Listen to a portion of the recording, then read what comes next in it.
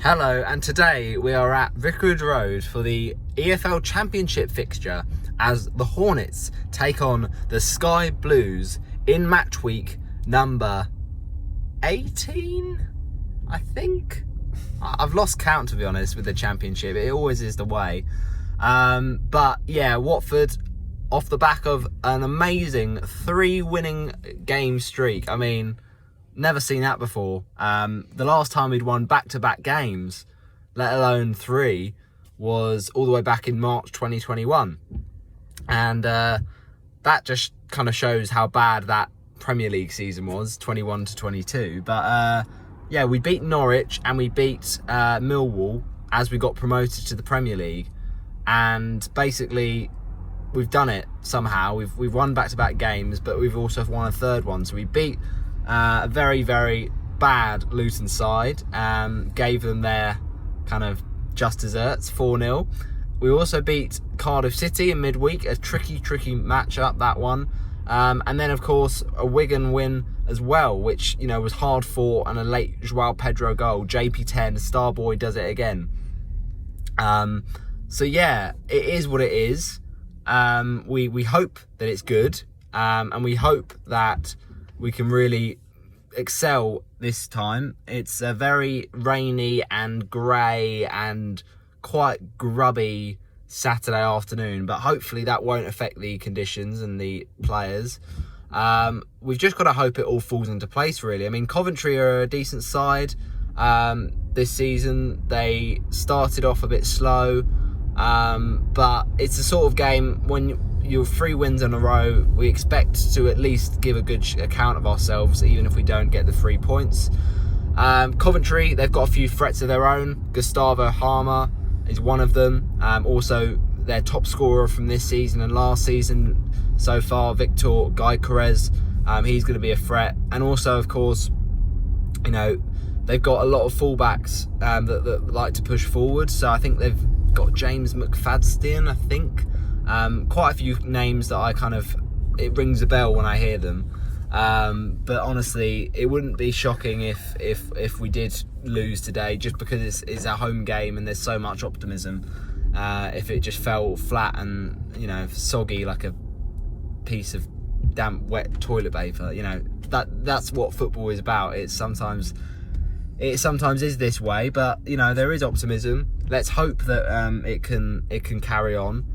And let's hope that there'll be home comforts for the Hornets, because we're sitting 6th, just inside those playoff places, which is a great place to be considering where we were when, you know, Edwards was in charge. So Bilic has got us playing some nice football. We're playing for the team. We're working together and we're pulling in the same direction. It's just that we need to keep finding ways to score goals, and yeah, hopefully it'll all be good. So basically, what am I predicting for the game today? I'm predicting a nervy game. I'm predicting a scrappy game. But, you know, sometimes the hard-fought wins are the ones that, although they can be painful to watch and painful to kind of put yourself through, in the end, they show belief and they show character. So it may well, in the end, come true and be worth it. So I'll say a 1-0 Watford win. Nothing spectacular, but if we can get another win on the books, then that will be really, really good for the players' confidence. Great to see that Davis should be back today. He was really, really good in recent games, but obviously, unfortunately, had to miss out that Cardiff game and Wigan game with injuries. But we also saw Pedro come back in for that Wigan game and got the goal. And Ismaila Sarr was won a lot of plaudits recently for that fantastic goal he scored against Luton, but also an important goal from a set piece against Cardiff. So let's hope he keeps on scoring and that attack is still clicking. The one thing I would say is that defensively we still do have a lot of injuries. Like Cathcart is still not perfect, but the encouraging thing was Sarr looked really good on Wednesday night against Cardiff. Great goal, and also just defensively really, really solid. So if he can keep his confidence up, I know he had a hard season last year, but, you know, I really do think he could be key to us, you know, if we do get promoted. So hopefully he has a strong game. I'm not sure who the captaincy will fall to today, because obviously, you know, we've been shifting it around quite a lot, and it was usually cleverly, but he's been out, and you know, Troost-Ekong could be very, very likely, but who knows? We shall see. So come on, you Horns, but let's get the 3 points and let's head home with smiles on our faces. Come on, you Horns. I'm saying the winner goal is Sarr, 87th minute, 1-0. James Harvey, Harry Baker, Jacob Wilson, Henry Collin, Alvin Simpson, also having Kevin Roberts, Glenn Sackwell, Matthew Fleming, Daniel Lepierre, and Arthur Oates.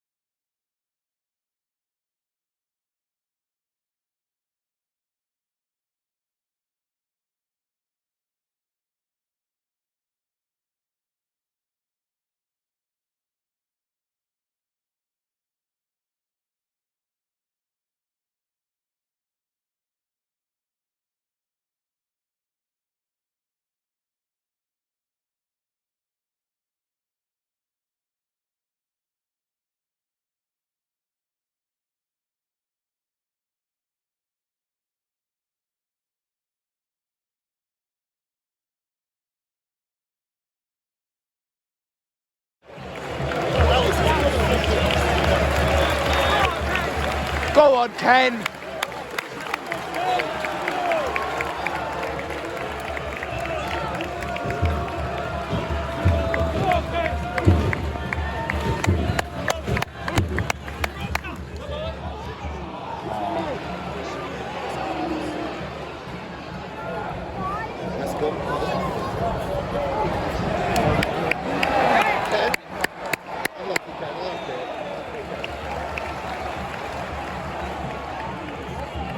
Come on with you Hornets. Come on Watford! Come on Watford!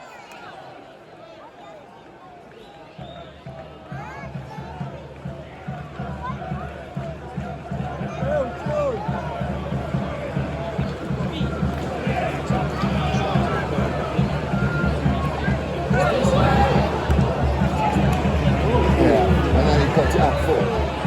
He challenged it with that.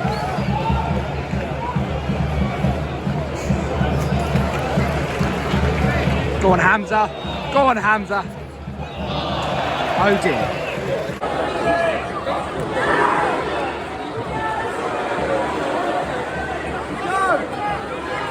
Wake up, Watford.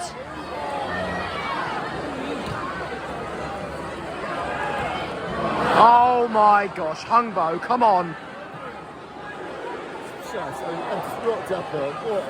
We're making them look like prime Barcelona. We have been absolutely abysmal. Why? So needless.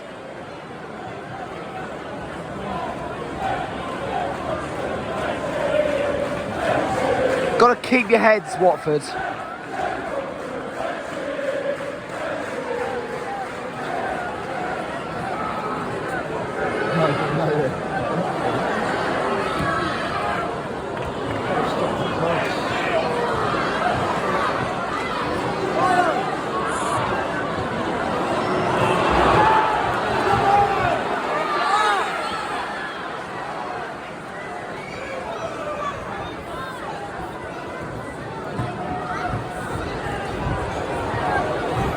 Come on! Forward!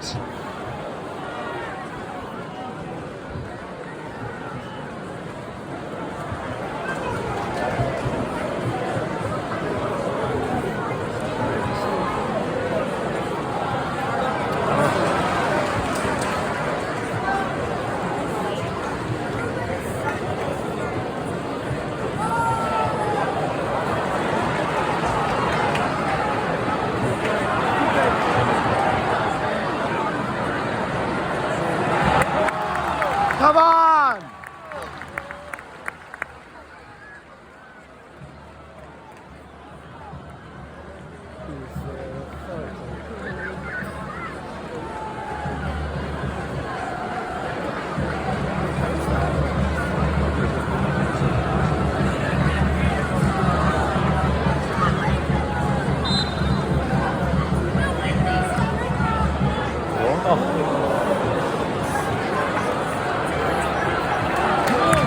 Come on!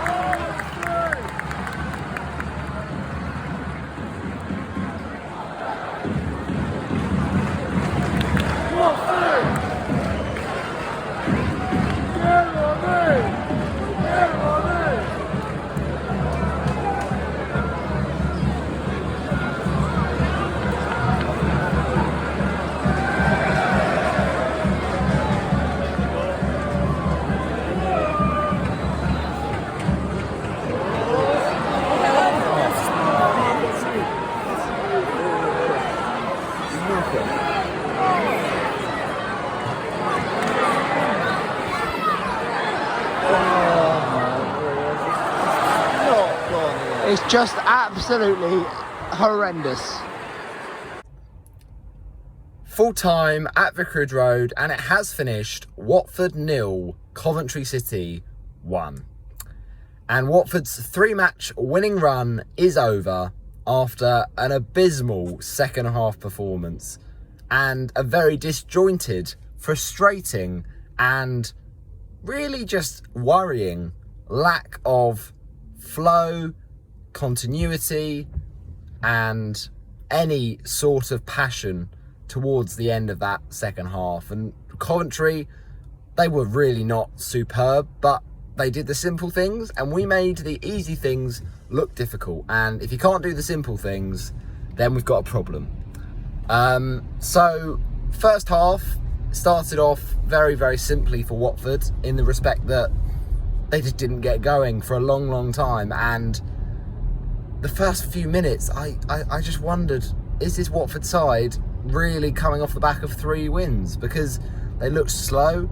I mean, the possession-wise, Watford were fairly confident, and, you know, they were the better team on possession-wise. They had more of the ball. They were zipping it about, actually, with a bit of speed at the start, but not doing anything with it.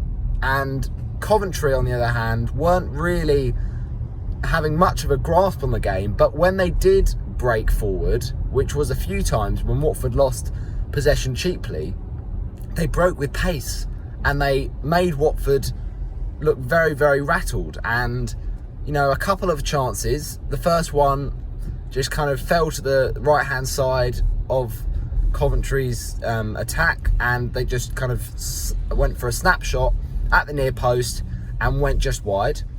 And then the second one was a similar sort of chance, but it was one of those ones that was quite far out, and you knew from the moment they hit it, it was going over. But again, just wide, this time of the left-hand post, from, you know, direction of the Coventry players were facing. So a couple of chances really, but snap chances, half chances, snapshots. But Watford didn't really respond, and didn't really wrestle back much control. But then a couple of chances for Watford, and one of them results in Watford getting the ball in the back of the net. But much to the Coventry fans' delight, and much to our dismay, dismay is now a new word in the dictionary. It's disappointment and despair put together. But yes, I was fuming, because I thought at the time, why has that been disallowed? But the linesman gave it, not for offside, because he couldn't have been, but apparently a foul from Keenan Davis in the build-up to a lovely Watford move. I mean, really well worked, and a good pullback from the Watford left-hand side. And I think it was Ismaila Sarr that put it into the box, and then sliding in Keenan Davis from about 6 yards. So we were quite baffled. So it didn't look like a lot of contact, but apparently enough to deem a foul for that one. And then as soon as that goal got took out, it almost took the wind out of our sails, and we just started to really get a bit nervous defensively, playing it round the back. I mean, as I say, in the first half we were quite good with our passing, because after that we really struggled, and just really frustrating, slow first half came to an end with neither side really looking that threatening. More Coventry on the counter-attack, but us a bit aggrieved about the offside goal, or the disallowed goal, I should say. So at half-time you think, okay, something's got to change. Maybe an early substitution, or maybe just a change in shape, just something to give Coventry something to think about.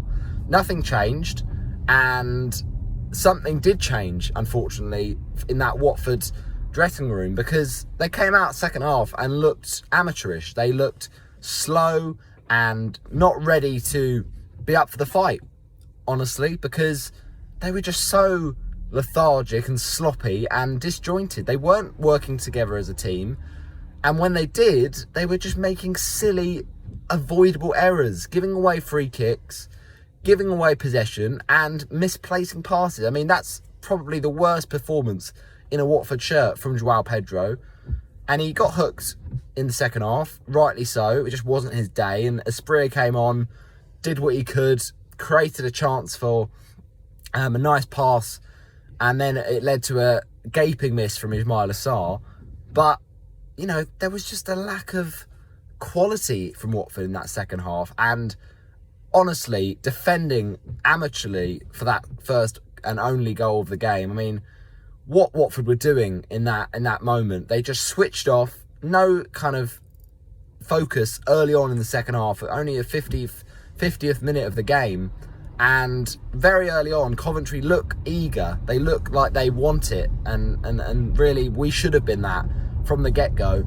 But it's a ball from that right-hand side, whipped across. I mean, there's no Watford player even marking him. But it's so avoidable, that goal. A very good ball across from Allen. And then there is Coventry's star man, really, Victor Gyökeres, the top scorer from last season, the top scorer from this season. You'd think we'd have put a man on him and stay tight to him, but no one is there. I mean, it's a lucky finish. I don't think he means that, to be honest. It just hits his foot, and it's a bit of a scuff. But on bonfire night, that was a damp squib from the Hornets, and really, there needs to be a rocket out the backside for those players. Ironically, not a celebration this time, because that goal from Gyökeres on 50 minutes, as I say, it looked like a bit of a mishit, but he'll take it. Coventry fans won't care, and it nestled into that corner with the kind of volley into the ground. But you think, okay, fair enough, Watford sleeping a little bit in the second half. We can excuse that so long as there's a reaction. But there wasn't a reaction. There really wasn't from the Hornets. It was so painful watching that, like watching paint dry and watching, I don't know, it was like tearing your hair out, because those Watford players didn't seem to rally together. They didn't seem to show that unity. I mean, not that they were choosing to, refuse to pass to each other or anything like that. They weren't having a go at each other, but they just felt so isolated from one another. A few strange substitutions, to put it lightly. Taking off probably one of our best players today in Keenan Davis, who, bless him, had very little help from other players, but was struggling and working hard and trying to get the ball, shrug off the defender from fouling him, and just kind of work it out wide when he was getting hounded. But he gets taken off. On comes a very interesting... I mean, Hungbo, we'll talk about what he did in the final few minutes, but that's an odd one. We also bring on Bayo, and Sema also comes off. So, we haven't got the quality on the bench. We haven't got the squad depth to affect a game. I mean, partly that's been injuries, but also a lack of recruitment and a lack of successful recruitment. So we're not even giving ourselves these kind of helpers to get back into games, and no really, interesting threats to come off the bench. So we bring on Gaspar, like for like change for a really weird one, taking off Gosling. So look, it's desperate times really, this Watford. We win so convincingly, 3 on the bounce, and then we show a Jekyll and Hyde performance like that, and it's just all of that kind of optimism and confidence is just wasted, and it's a real kick in the teeth that these Watford players don't sometimes look up for it to get at them and really show some aggression. So Watford, second half abysmal, first half very, very slow, and ultimately frustrating, but I don't know what happened in that second half. It was really falling apart. So Daniel Bachmann today, I feel for him, because there wasn't really a lot of protection from him in front of him with that back four, but ultimately didn't have that many saves to make. The thing I've got the problem with is that we didn't make Wilson in the Coventry goal make enough saves. I mean, I don't think I remember one save he had to make, because all our shots were either over the bar, not even having shots, or in the case of the goal, disallowed. So really did not test him enough. And Bachmann, I mean, sometimes I just think he needs to just put his foot through it. Don't play around with it, because it can lead us to trouble. Left back, Hassan Kamara, look, I thought he was quite positive today going forward, but defensively he's still got a lot to answer for. Unfortunately, he's great going forward, but it's unbalanced. Put him back at right back, okay?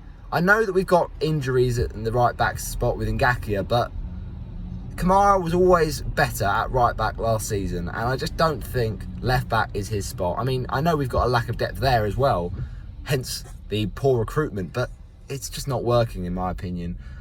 Centre backs, Troost-Ekong, I actually thought despite conceding and despite Watford not being great today, to put it lightly, I thought Troost-Ekong was the best of a bad bunch. Not in terms of his organisation, because at times there was a lack of clarity in that back four, but just in terms of his willingness to try, his commitment at times, because he made a few important blocks and a few important lunges.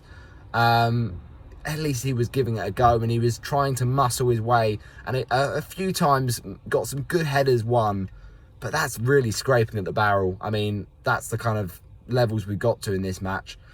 Next to him, Francisco Sierralta obviously scored a goal last week against Cardiff. Not quite so good today. I thought a few times just making silly errors, and of course I think he did get a booking in the end. So look, a few errors there, and then at fullback at Gosling, I just didn't think really offered enough.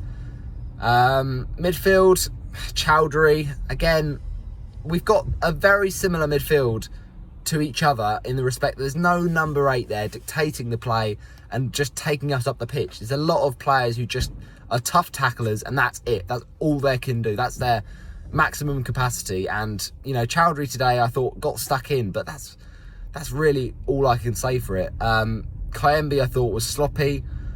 Then on the left, Ismaila Sarr a few times beat his man today, but it didn't lead to anything, unfortunately. On the right, I mean, we really don't have a lot on that right-hand side. So we kind of had Pedro as a number 10, but he really was not good today, and, you know, got taken off. And then, yeah, I mean, up front, it's pretty desperate with Davis, the only small consolation, but really a lot of problems there, and I just don't know how we solve them. So let's talk about that Hungbo moment, because it was abysmal, right? So Watford decide to actually start trying properly and show some sort of urgency way too little too late. 87th minute of the game, and other than that miss from Ismaila Sarr, which was a shocker, Watford really didn't have a lot of chances. But late on, you just want a bit of composure. You know, Backman went up for a few corners, and it was a scramble, and we were not looking good to get any way back in the game. But then Hungbo just put it into some sort of a dangerous area, and he smashes the cross, and it's overhit, and it just sums up Watford's day. Just really poor, really soggy conditions, but that was just really, really sloppy from Watford. So we have another game on Tuesday night that we've got to get ourselves revved up for and really improve against Reading. And then it's Bristol City on Saturday to end the kind of first half of the season with the World Cup break. So yeah, disappointing to say the very least. Man of the match, Troost-Ekong, but not a good one. We go again. Needs to improve.